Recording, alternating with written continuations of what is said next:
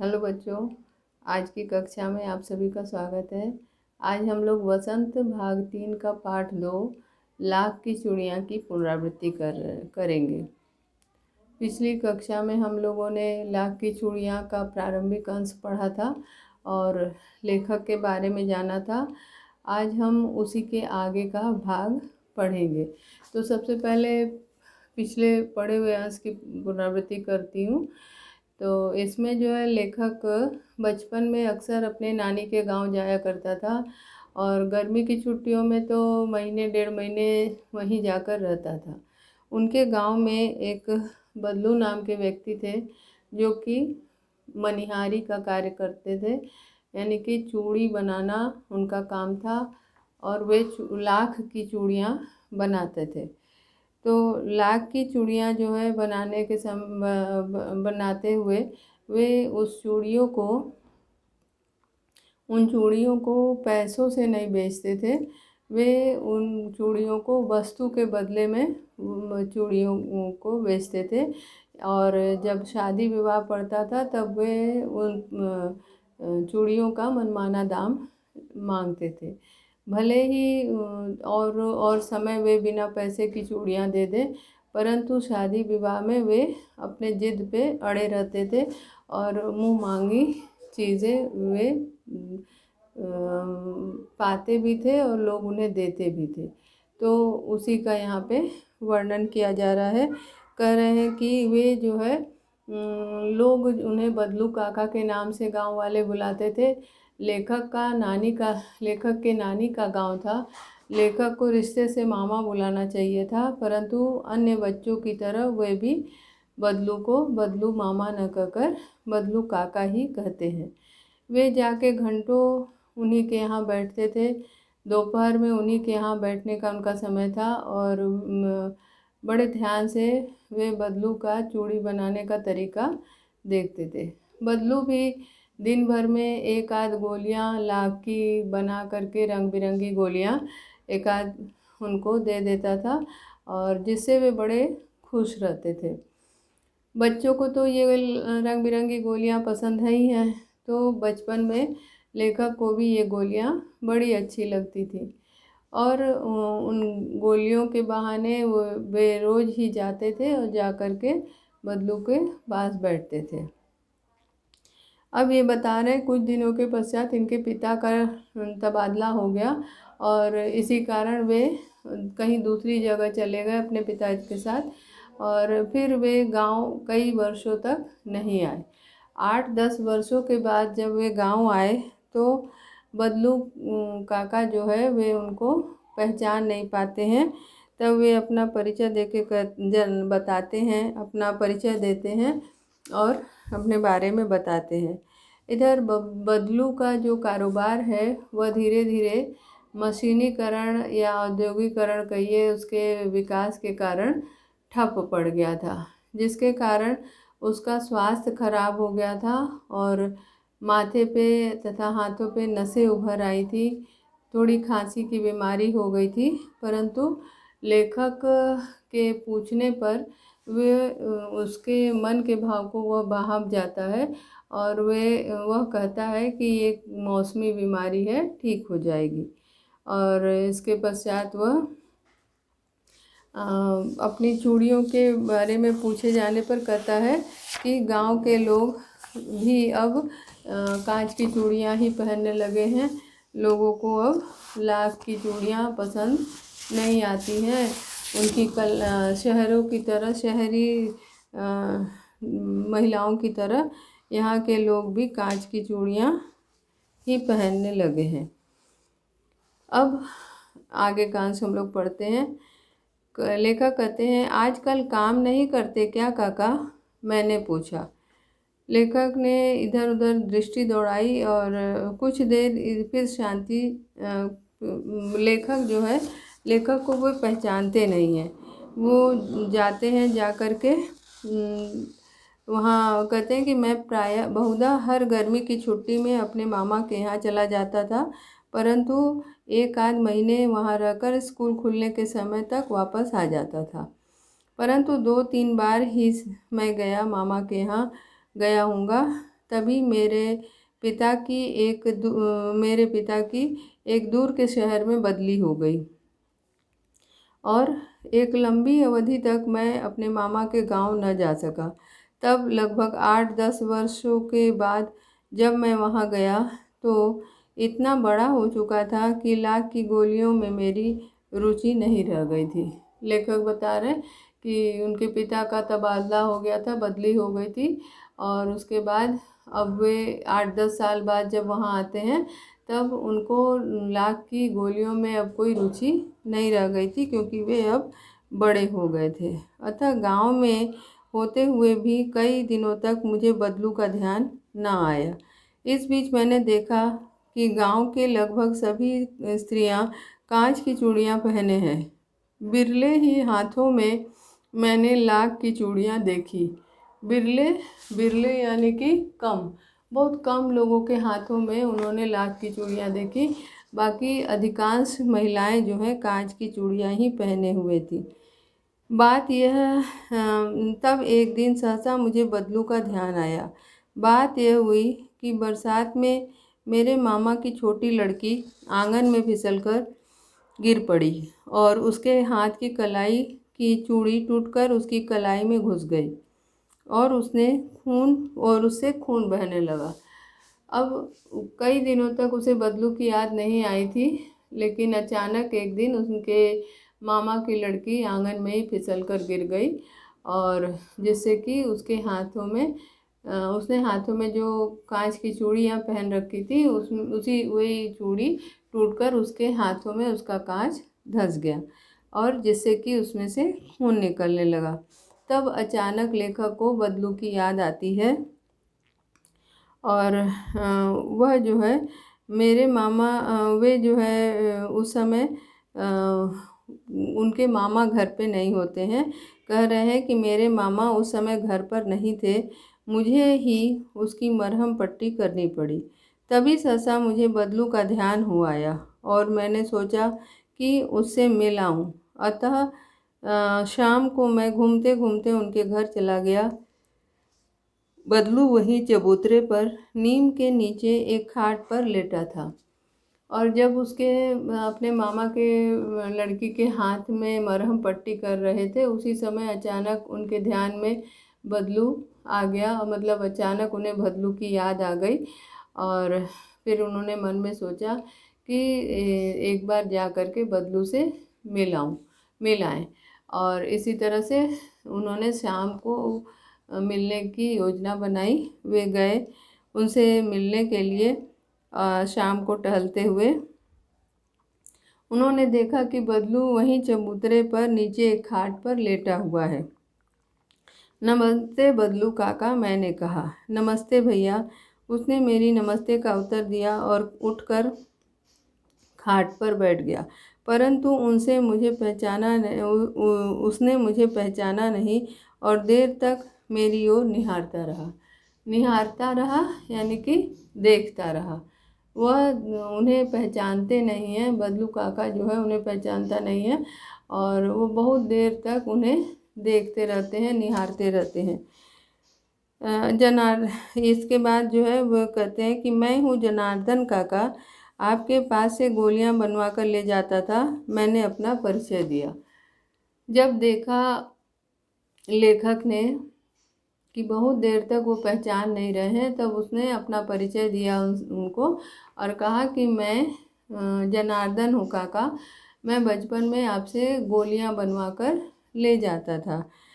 बदलू फिर भी चुप रहा, मानो वह अपने स्मृति पटल पर अतीत के चित्र उतार रहा हो और तब तक एकदम बोल पड़ा, आओ आओ लला, बैठो, बहुत दिन बाद आए हो गाँव। तो अचानक जो है अपने दिमाग पर वो जोर डालता है। स्मृति पटल मतलब मस्तिष्क, स्मृति पटल का अर्थ है मस्तिष्क। उन्होंने अपने दिमाग पे जोर डाला तो उन्हें अचानक याद आ गया और वे तब अचानक ही बोल पड़ते हैं, आओ आओ लाला, क्योंकि बचपन में उसे लल्ला करके पुकारते थे। तो कहते हैं, आओ आओ लल्ला, बैठो, बहुत दिन बाद गांव आए हो। हाँ, इधर आना नहीं हो सका, काका, मैंने चारपाई पर बैठते हुए उत्तर दिया। लेखक कहते हैं कि वे जो है चारपाई पे बैठते हैं और बैठ करके उत्तर देते हैं कि हाँ, इधर आना नहीं हुआ, बहुत सालों तक उनका इधर आना नहीं हुआ। कुछ देर फिर शांति रही।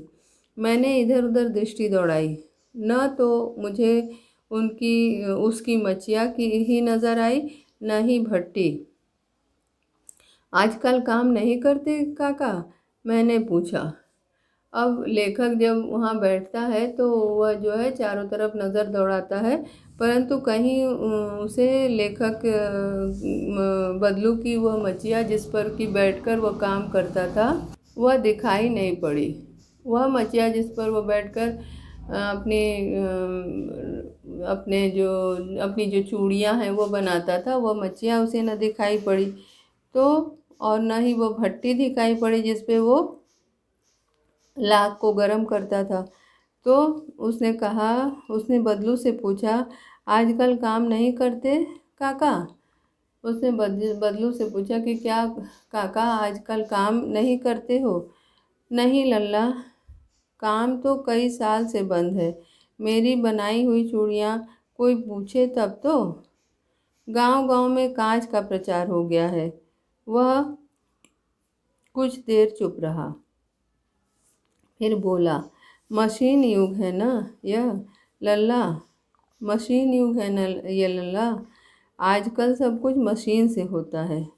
खेत भी मशीन से जोते जाते हैं, और फिर जो सुंदरता कांच की चूड़ियों में होती है, लाख में कहाँ संभव है। जब लेखक ने उनसे पूछा कि आजकल काम नहीं करते क्या काका,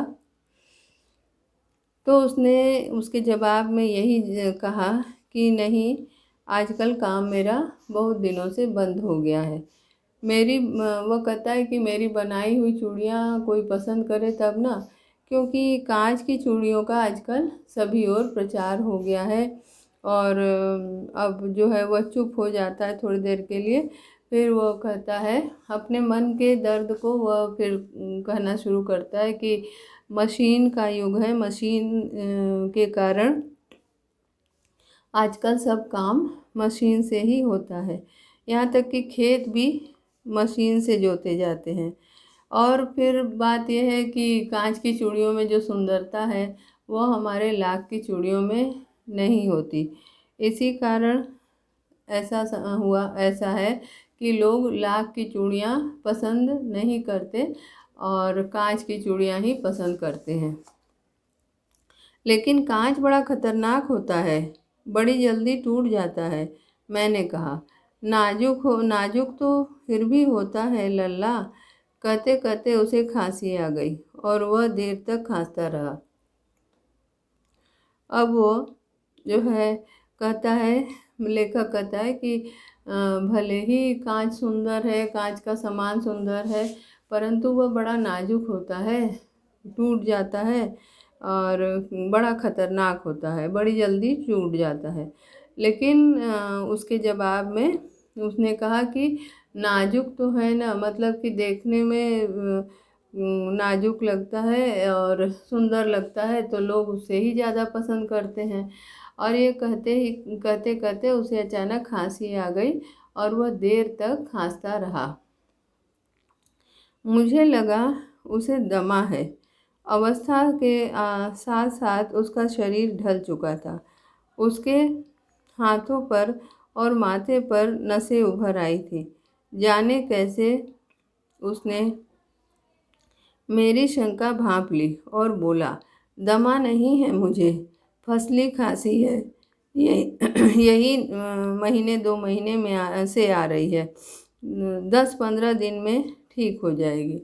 अब वो जब बहुत देर तक खांसता रहा तो लेखक को आशंका होती है कि कहीं उसे दमा तो नहीं है, क्योंकि उसकी अवस्था भी ढल रही थी, उम्र भी ज़्यादा हो गई थी और जिसके कारण उसका शरीर भी ढलान पर था, उसका शरीर भी ढल चुका था, मतलब बुढ़ापे का शरीर हो गया था।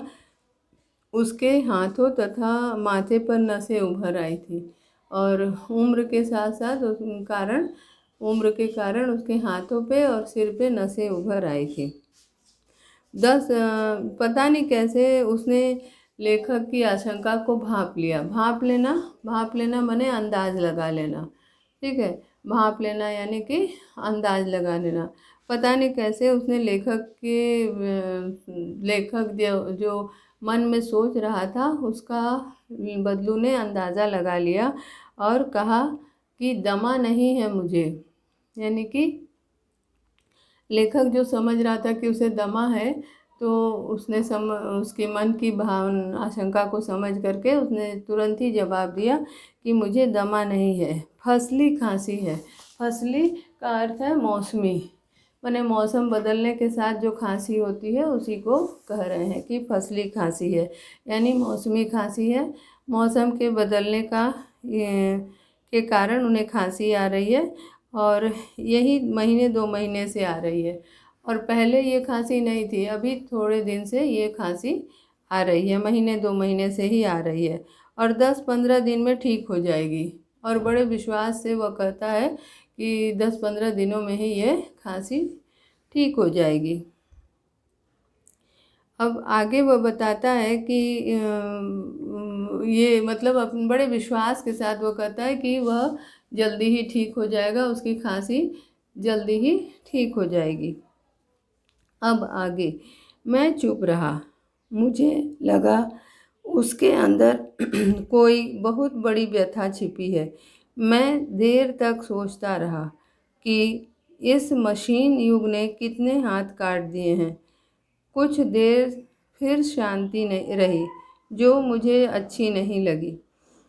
अब उसकी बात से लेखक को मन ही मन बड़ा ही दुख हुआ और वह चुप रहा, बहुत कुछ देर तक चुप रहा और अपने मन में उसके मन की जो पीड़ा थी, उस पीड़ा से वह बदलू की जो पीड़ा थी, बदलू की पीड़ा को उसने भांप लिया, उसने उसका अंदाज़ा लगा लिया और जिसके कारण उसे बड़ा ही कष्ट हुआ, बड़ा ही दुख हुआ। व्यथा यानी कि दुख। मैं देर तक सोचता रहा कि इस मशीन युग ने कितने हाथ काट दिए हैं। लेखक बहुत देर तक इस बात को ही सोचता रहा, इस बात में ही डूबा रहा, इस ख्याल में डूबा रहा कि इस मशीनी युग ने बहुत से हाथ काट दिए। इसका अर्थ क्या होगा? बहुत से हाथ काट दिए यानी कि बहुत से हाथों को बेरोजगार कर दिया है। जो हाथों का कार्य है मशीनों से होने लगा है, जिसके कारण लोग जो है बेरोजगार हो गए हैं। तो इस मशीनी युग के कारण बहुत से लोग बेरोजगार हो गए हैं। कुछ देर फिर शांति रही, जो मुझे अच्छी नहीं लगी। और इसके बाद बदलू भी चुप रहा और लेखक भी चुप रहे। कुछ देर तक वहाँ शांति का माहौल था, लेकिन ये माहौल लेखक को अच्छी नहीं लगी। आम की फसल अब कैसी है काका? कुछ देर पश्चात मैंने बात का विषय बदलते हुए कहा। उसने समझ लिया था कि बदलू को इस बात से बहुत कष्ट हुआ, क्योंकि उसका धंधा जो है मंदा पड़ गया था। उसे लाख की चूड़ियाँ कोई खरीदता नहीं था और इसी कारण उसको लाख की चूड़ियाँ वो बनाता भी नहीं था और जिसके कारण वह बेरोजगार हो गया था। तो उसके मन की पीड़ा को लेखक ने समझ लिया और समझकर उसने विषय बदलते हुए कहा कि आजकल आम की फसल कैसी हुई है काका? मतलब उसने फिर से बात को बदला और बदल के पूछा कि आज इस बार आम की फसल कैसी हुई है। कुछ देर पश्चात मैंने बात को बदल कर कहा। ऐसा लेखक ने बदलू को दुखी देखने के बाद, उसके मन की पीड़ा को भांप लेने के बाद कहा, अच्छी है लल्ला, बहुत अच्छी है। उसने लहक कर उत्तर दिया और अंदर अपनी बेटी को आवाज़ दी, अरे रज्जो, लल्ला के लिए आम तो ले आ। फिर मेरी ओर मुखातिब होकर बोला, माफ़ करना लल्ला, मैं तुम्हें आम खिलाना भूल गया था। अब वह जो है उससे बात करते हुए कहता है कि अच्छी है लल्ला, बहुत अच्छी है। मतलब कि लेखक के द्वारा पूछे जाने पर कि अब की आम की फसल कैसी है, उसने जवाब दिया कि बहुत अच्छी है। और उसके बाद लहक कर पूछा, मैंने चहकना मतलब थोड़े उत्साह के साथ, लहक कर यानी उत्साह के साथ उसने अपनी बेटी को आवाज़ दिया कि रज्जो जरा लल्ला को के लिए आम तो ले आ। फिर मेरी ओर मुखातिब होकर बोला। मुखातिब होना मतलब सामने पलटकर उनके सामने होकर के, मुखातिब का अर्थ है मुंह घुमाकर, मुखातिब का अर्थ है मुंह घुमाकर। फिर लेखक के सामने मुंह घुमाकर कहता है कि माफ़ करना लल्ला, तुम्हें आम खिलाना भूल गया। लल्ला यानी मुझे माफ़ करना, मैंने तुम्हें आम खिलाने की बात मुझे याद नहीं रही, मैं भूल गया था। नहीं नहीं काका, आम तो इस साल बहुत खाए हैं। वाह वाह, बिना आम खिलाए कैसे जाने दूंगा तुमको। अब लेखक ने क्योंकि बड़ा हो गया था तो अब थोड़ी उसे संकोच हो गई थी, तो उसने कहा कि नहीं, आम तो हमने इस बार बहुत खाए हैं और हमें आम खाने की इच्छा नहीं है, मैंने ऐसे ही पूछ लिया था। इस तरह से लेखक बताता है। लेकिन इस बात का जवाब देते हुए वो कहता है कि ऐसे कैसे तुम्हें मैं जाने दूंगा, बिना आम खिलाए तुम्हें कैसे मैं यहाँ से जाने दे सकता हूँ। क्योंकि बचपन में वह अक्सर ही 2-3 आम उन्हें खिलाकर ही भेजता था। मैं चुप हो गया। मुझे वे दिन याद हो आए जब वह मेरे लिए मलाई बचा कर रखता था। गाय तो अच्छी है ना काका, मैंने कहा। अब लेखक को उन बचपन के दिनों की याद आ गई, जबकि लेखक के लिए वह जो है मलाई बचा कर रखता था, लेखक को खिलाने के लिए मलाई बचा कर रखता था। अब लेखक जो है उनसे पूछते हैं कि गाय तो ठीक है ना काका, यानी गाय आपकी अच्छी है ना। तो इसका जवाब देते हुए बदलू कहता है कि गाय कहाँ है लल्ला, 2 साल हुए बेच दी, कहाँ से खिलाता। उसके लेखक के द्वारा पूछे जाने पर कि गाय ठीक है कि नहीं, बदलू ने जवाब दिया कि अब गाय कहाँ है, गाय को मैं क्या खिलाऊंगा। यानी कि बेरोजगार हो गया है, उसकी बेरोजगारी की छाप उसके बातों पे भी पड़ी है और वो कहता है कि गाय को क्या खिलाऊंगा, इसीलिए मैंने गाय को बेच दिया। इतने में रज्जो, उसकी बेटी, अंदर से एक डलिया में ढेर से आम लाई। यह तो बहुत है काका, इतने कहाँ खा पाऊंगा, मैंने कहा। जब थोड़ी ही देर बाद रज्जो जो है अंदर से एक डलिया में करके ढेर सारे आम ले आई। अब उन आमों को देखकर लेखक से बदलू काका से कहता है कि ये तो बहुत ज़्यादा हैं, मैं इतने आम कैसे खा पाऊंगा। ढेर सारे वह आम अपने साथ ले आई और उसको देख करके लेखक ने कहा बदलू काका से कि ये आम तो बहुत ज़्यादा हैं, इतने सारे आम मैं कहाँ खा पाऊंगा। वाह वाह, वह हंस पड़ा। शहरी ठहरे ना, मैं तुम्हारी उम्र का था तो इसके 4 आम एक वक्त में खा जाता था। तो वह जो है लेखक से कहता है कि तुम शहरी लोग हो, शहरी लोग ज़्यादा नहीं खा पाते हैं। मैं जब तुम्हारी उम्र का था तो मैं एक ही वक्त माने वक्त, एक ही वक्त में इससे ज़्यादा आम खा लेता था, इससे 4 आम खा लेता था। ये आम क्या है, मैं इसके 4 आम तुम्हारी उम्र का जब मैं था तब मैं खा लिया करता था। आप लोगों की बात और है, मैंने उत्तर दिया। अच्छा बेटी, लल्ला को 4-5 आम छांट कर दो, सिंदूरी वाले देना। देखो लल्ला कैसे हैं, इसी साल यह पेड़ तैयार हुआ है। अब जो है वह अपनी बेटी से कहता है कि आप पहले लेखक जो है उसकी बात का जवाब देते हुए कहता है कि आप लोग की बात कुछ अलग है। इसके बाद जो है लेखक की बात को सुनने के पश्चात वह अपनी बेटी से कहता है कि लल्ला के लिए 4-5 आम छांट कर निकाल दो, थोड़ा सिंदूरी आम, सिंदूरी मतलब सिंदूरी रंग के, यानी कि वो थोड़ा पके होंगे ज़्यादा तो अच्छे होंगे स्वाद के। तो और सिंदूरी एक तरह की एक आम का प्रकार है, तो इसीलिए उसका नाम ही सिंदूरी, मतलब सिंदूर के रंग का होता है, थोड़ा सिंदूर के रंग का, मुंह के पास उसका ऊपर जहाँ से डंडी होती है वहाँ पे सिंदूर के रंग का होता है। इसीलिए लोग भी इसका नाम, मतलब आम के जो ढेरों प्रकार हैं उसमें से एक ये प्रकार है। तो वह अपने बेटी से, रज्जू से कहता है कि सिंदूरी वाले देना, देखो लल्ला कैसे हैं, इस साल ये पेड़ तैयार हुआ है। वह लेखक से कहता है कि इसी साल ये पेड़ तैयार हुआ है, इसी साल इस पेड़ में नई फसल आई है, इसको खा करके देखो ये कैसे हैं।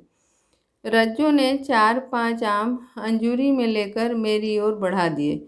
आम लेने के लिए मैंने हाथ बढ़ाया तो मेरी निगाह एक क्षण के लिए उसके हाथों पर ठिठक गई। गोरी गोरी कलाइयों पर लाख की चूड़ियाँ बहुत ही फब रही थी। लेखक कहते हैं कि जब 4-5 आम, अंजूरी, अंजूरी माने दोनों हाथ मिलाकर जो एक जोड़कर बनाते हैं उसको बोलते हैं अंजूरी। हाथ का दोनों पंजा जब मिला के एक साथ कोई सामान देते हैं उसे कहते हैं अंजूरी, या अंजलि उसको बोलते हैं। तत्सम शब्द है अंजलि और तद्भव है अंजूरी। तो अंजलि में उसने आम 4-5 आम लेकर के हाथ बढ़ाया। आम लेने के लिए लेखक जैसे ही उन हाथ बढ़ाते हैं तो उनकी निगाह अचानक रज्जू की कलाई पे पड़ती है। रज्जू की कलाइयों पे जो लाख की चूड़ियाँ हैं उस पे वो उसकी निगाह पड़ती है। वे चूड़ियाँ उसके कलाई में, उसकी गोरी गोरी कलाई में बड़ी फब रही थी। फबना मतलब कि सुंदर लगना, फबना अर्थात सुंदर लगना।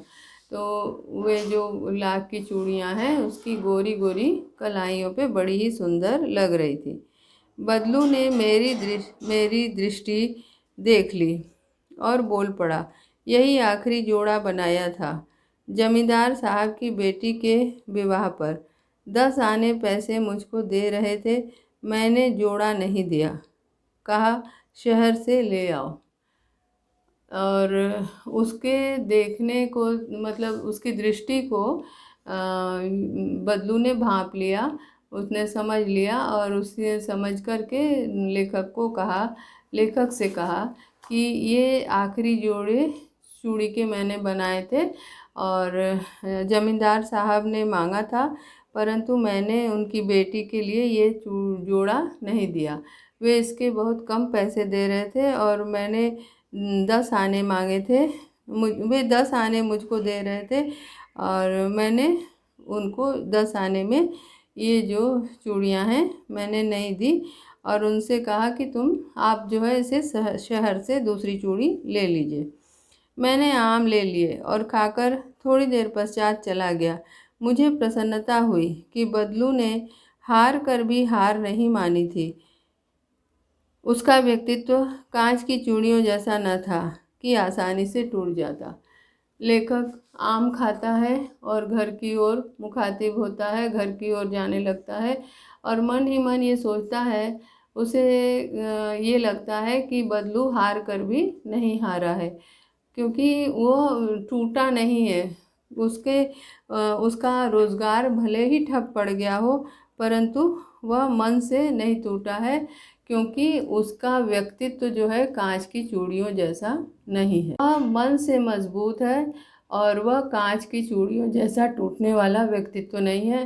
उसका व्यक्तित्व जो है वह मजबूत है, वह मन से मजबूत है। भले ही उसका धंधा चौपट हो गया हो, भले ही वह बेरोजगार हो गया हो, भले ही उसकी लाख की चूड़ियाँ अब न बिकती हों, अब न वह बनाता हो, लेकिन उसे इस बात का जरा भी अफसोस नहीं है। इस बात पर लेखक को मन ही मन बहुत खुशी होती है और वह सोचता है कि बदलू हार कर भी नहीं हारा। हार कर भी नहीं हारा मतलब कि उसका धंधा बंद हो गया है, वह बेरोजगार हो गया है मशीनीकरण के कारण कांच की चूड़ियाँ बाज़ार में आ गई हैं। अब उसकी चूड़ियाँ बाज़ार में बिकती नहीं हैं, लोग खरीदते नहीं हैं। परंतु इस बात का उसे ज़रा भी कष्ट नहीं है, इस बात से वो टूटा नहीं है, बल्कि वह अब भी मजबूत है। और इस उसकी मन की मजबूती देख करके लेखक को बड़ी खुशी होती है, और तभी वह अपने मन ही मन सोचता है कि बदलू हार कर भी नहीं हारा। अब हम इस अंश को यहीं समाप्त करते हैं, और अगली कक्षा में हम प्रश्नोत्तर पर चर्चा करेंगे। धन्यवाद।